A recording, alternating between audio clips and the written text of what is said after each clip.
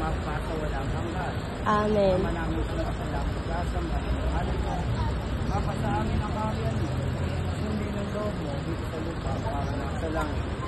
Bigyan mo kami ngayon ng aming kakanin sa araw-araw.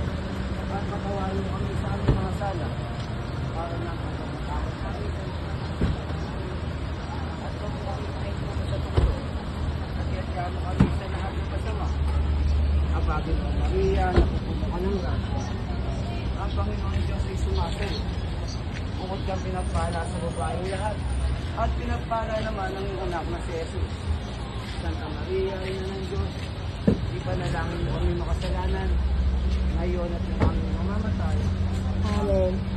Buwan natin sa Ama, at sa Anak, at sa Espiritu Santo, para na sa unang-unang ngayon, magpasa walang hanggan. Amen.